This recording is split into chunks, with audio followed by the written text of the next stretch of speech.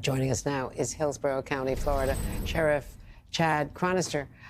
Thank you very much, Sheriff, for being with us. So, more Yes, than ma'am. 130 residents rescued from an assisted living facility in Tampa. What more can you tell us about them and their condition? Yeah, they were all removed to safety. They evacuated here. They were all from a facility in Bradenton and came here, rightfully so. Went up to our North Tampa area where it doesn't flood, or it didn't until yesterday. Almost 5 feet of water, and a lot of these disabled elderly individuals were in wheelchairs, walkers, so they had water up to their neck. I mean, it was a scary situation, and again, I can't be more proud of the men and women of the Sheriff's Office here and Fire Rescue helping us get all these individuals, along with the residents in that area. And now we're still dealing with a lot of the after effects.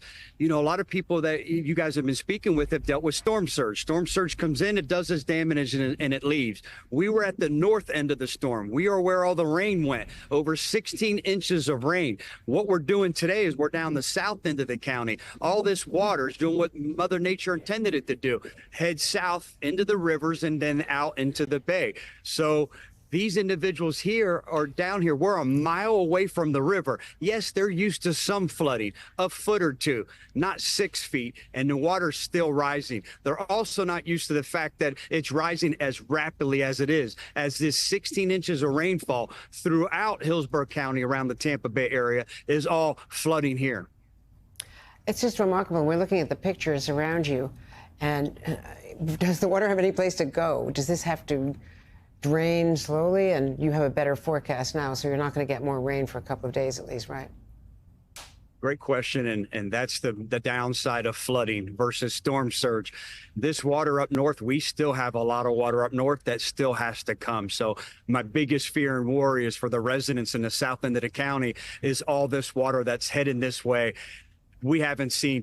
We're believing, and they're predicting that the Alafia River will crest at 25 feet high. So the real dangers are yet to come. We're working as rapidly as we can, going out, informing residents so they can make educated decisions. But we've done a great job of rescuing not only families, but their pets, trying to get some clothing since they have nothing, and getting them to that area of the county or somewhere else where they'll be dry and safe.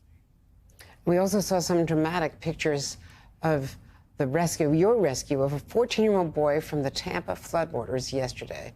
You said it felt like the movie Castaway. Tell us a little bit more.